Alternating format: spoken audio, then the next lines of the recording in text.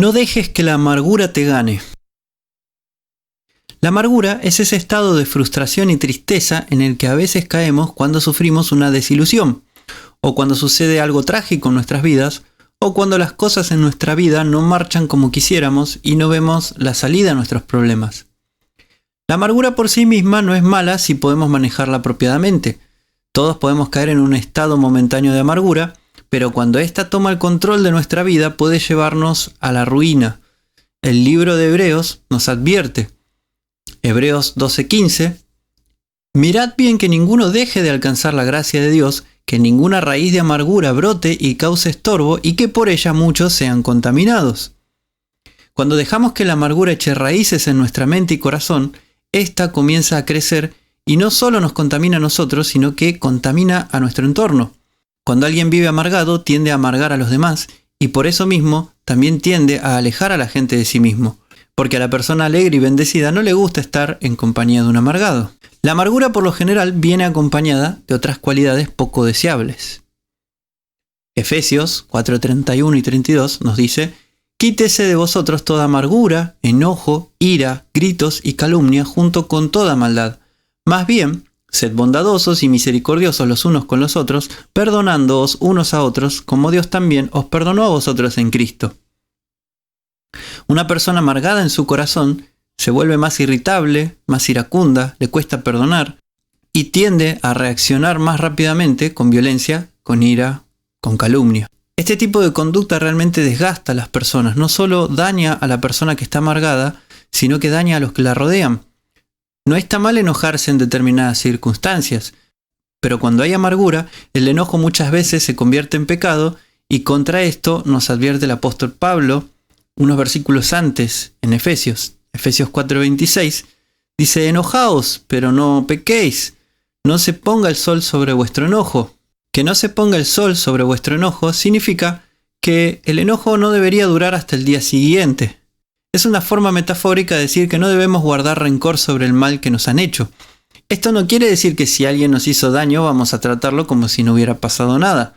Lo que quiere decir es que no nos debe durar el enojo y el deseo de venganza, sino que debemos poner las cosas en manos de Dios para que la amargura no comience a echar raíces en nuestro corazón y termine tomando el control de nuestras vidas. Por eso, poder comprender cuánto nos ama Dios y cuánto ha hecho por nosotros a través del sacrificio de Jesús, nos ayuda a poder perdonar y echar fuera la amargura y el resentimiento. La amargura puede atacarnos por diversos motivos, especialmente cuando nos encontramos en una situación trágica o angustiante de la cual no vemos salida. Quiero que veamos dos ejemplos de esto en la Biblia. El primer ejemplo es la historia de Ruth. En Ruth 1, del 1 al 5 leemos: aconteció en los días en que gobernaban los jueces que hubo hambre en el país. Entonces un hombre de Belén de Judá fue a vivir en los campos de Moab con su mujer y sus 2 hijos.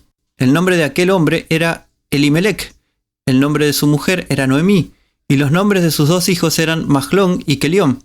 Ellos eran efrateos de Belén de Judá. Llegaron a los campos de Moab y se quedaron allí. Pero Elimelec, marido de Noemí, murió y ella quedó con sus 2 hijos, los cuales tomaron para sí mujeres moabitas. El nombre de la una era Orfa y el de la otra Ruth. Habitaron allí unos 10 años y murieron también los 2, Mahlón y Kelión, quedando la mujer sin sus 2 hijos y sin su marido. Realmente la situación no podía ser peor para Noemí. En aquellos tiempos era muy difícil para una mujer sobrevivir sin el apoyo de un hombre. Por eso los padres debían cuidar de sus hijas hasta que pudieran tener un marido que las protegiera. Y luego iban a ser los hijos varones quienes cuidarían de la familia. Una mujer sin esposo y sin hijos estaba muy desprotegida y con pocas posibilidades de trabajar y tener sustento. En el versículo 8 leemos: entonces Noemí dijo a sus 2 nueras: id, volveos cada una a la casa de su madre, que Jehová haga misericordia con vosotras como la habéis hecho vosotras con los difuntos y conmigo.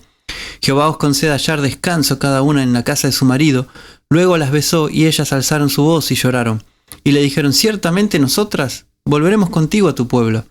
Y Noemí respondió: volveos, hijas mías, ¿para qué habéis de venir conmigo? ¿Acaso tengo más hijos en el vientre que puedan ser vuestros maridos?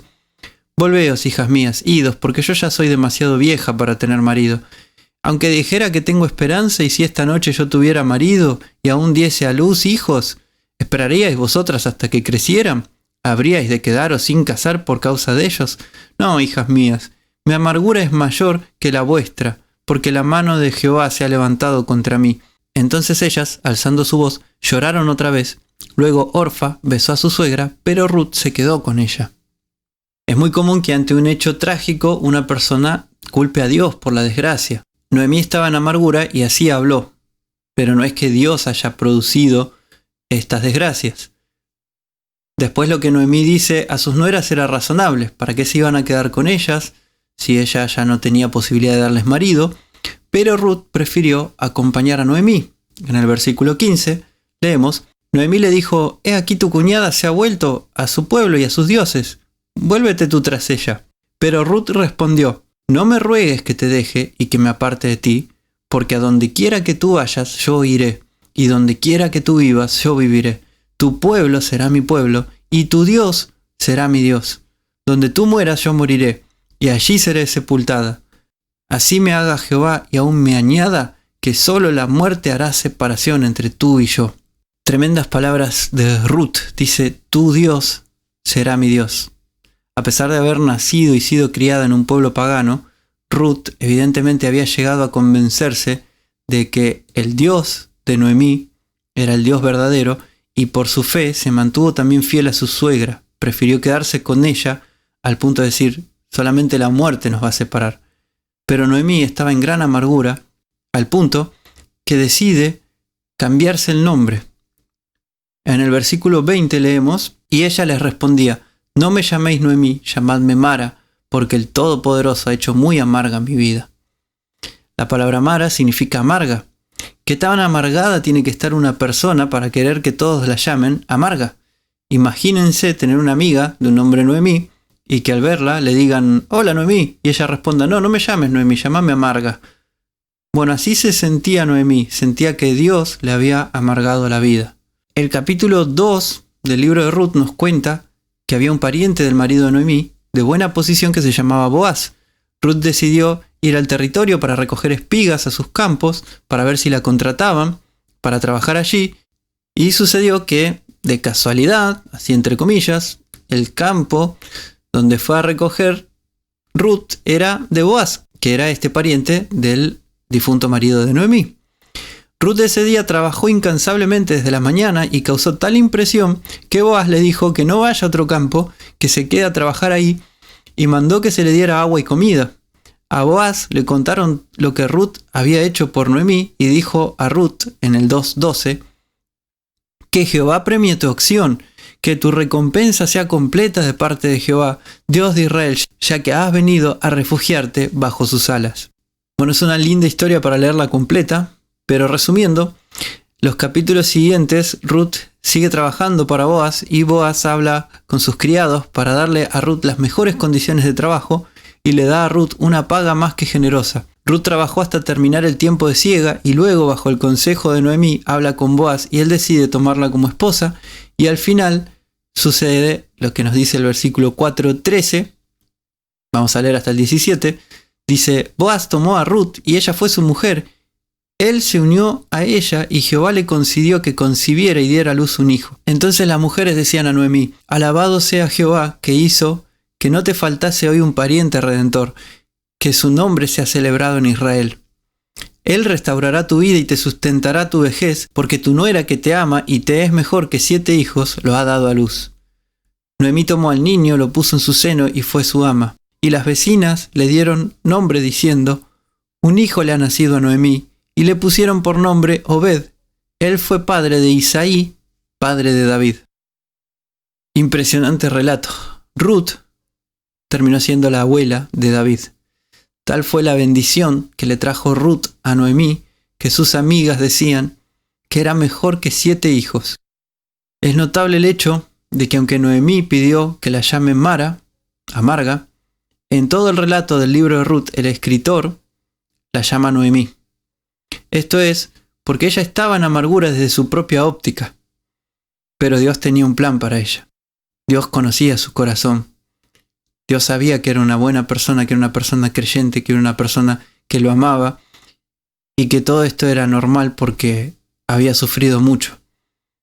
Entonces Dios entiende a las personas cuando están en amargura. Entiende cuando a veces no somos justos al hablar de Él por las situaciones que nos tocan vivir, pero Él sabe lo que hay en nuestro corazón.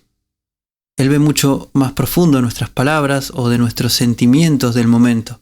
Él sabe lo que hay en el fondo, sabe de qué somos capaces y sabe por qué estamos como estamos y hasta dónde podemos llegar, porque Él nos conoce mejor que nadie, mejor que nosotros mismos. Noemí quizá no entendió por qué le sucedieron las tragedias en su vida, pero ella aún así se mantuvo íntegra. No se fue a buscar otros dioses, no se puso a robar, no se puso a matar gente. Se mantuvo con una conducta correcta delante de Dios. Y esto permitió que Dios le diera una completa restauración a través de Ruth. El segundo ejemplo que vamos a ver es el caso de Job. La historia de Job es otra historia de tragedia que termina en restauración de parte de Dios. Job fue un hombre que tenía muchas riquezas y trataba de vivir una vida en integridad. No obstante, la Biblia nos cuenta que sufrió un ataque del diablo y en poco tiempo perdió sus riquezas, sus sirvientes, fallecieron sus hijos y él se enfermó gravemente. En medio de esta situación, Job llegó a decir cosas como esta. En Job 3:2 dice: tomó Job la palabra y dijo: perezca el día en que nací y la noche en que se dijo un varón ha sido concebido. En otras palabras, ojalá me hubiera muerto en el mismo día en que nací. En el versículo 9 dice: oscurézcanse sus estrellas matutinas, espere la luz, pero no le llegue, ni vea los destellos de la aurora, porque no cerró las puertas de la matriz para esconder de mis ojos el sufrimiento. ¿Por qué no morí en las entrañas o expiré al salir del vientre? Otra vez, Job está diciendo: ¿por qué no me morí antes de nacer o justo cuando nacía? ¿Para qué vivo? En el versículo 16 y 17 dice: oh, ¿por qué no fui escondido como un abortivo, como las criaturas que nunca vieron la luz? Allí los impíos dejan de perturbar, allí descansan los de agotadas fuerzas. Y en el versículo 26 dice: no tengo tranquilidad, no tengo quietud, no tengo sosiego, más bien me viene la desesperación. Pueden leer el capítulo completo si quieren y van a ver cuán humanas son sus palabras. En momentos de gran angustia muchas veces nos preguntamos: ¿para qué nací? ¿Por qué no me morí antes de nacer? ¿O por qué no me muero ahora? ¿O para qué quiero estar vivo? Y esto mismo le pasaba a Job. Sus días eran un tormento y una desesperación constante, al punto de que deseaba ni siquiera haber nacido. No nos vamos a detener en los detalles del libro de Job y todo lo que le sucedió, porque es muy largo de explicar y es un libro aparte muy extenso. Pero a lo largo del libro de Job vamos a ver que 3 amigos intentan ayudarlo desde su sabiduría humana, pero no lo logran. Hasta que viene un cuarto amigo más joven y más sabio que lo conecta con Dios. Y luego Dios mismo le habla a Job y Job reconoce su error e ignorancia de los designios de Dios. Al final la Biblia nos cuenta lo siguiente, en Job 42:12. Jehová bendijo los últimos días de Job más que los primeros y llegó a tener 14.000 ovejas, 6.000 camellos, 1.000 yuntas de bueyes y 1.000 asnos. Tuvo también 7 hijos y 3 hijas. A la primera le puso por nombre Gemina, el nombre de la segunda era Kesia y el nombre de la tercera Kerem Japuk. No había en toda la tierra mujeres tan hermosas como las hijas de Job, y su padre les dio herencia entre sus hermanos. Después de esto Job vivió 140 años y vio a sus hijos y a los hijos de sus hijos hasta 4 generaciones, y murió Job anciano y lleno de días. Job fue restituido por Dios y tuvo más riquezas que antes y una hermosa familia. Al final dice que murió anciano y lleno de días.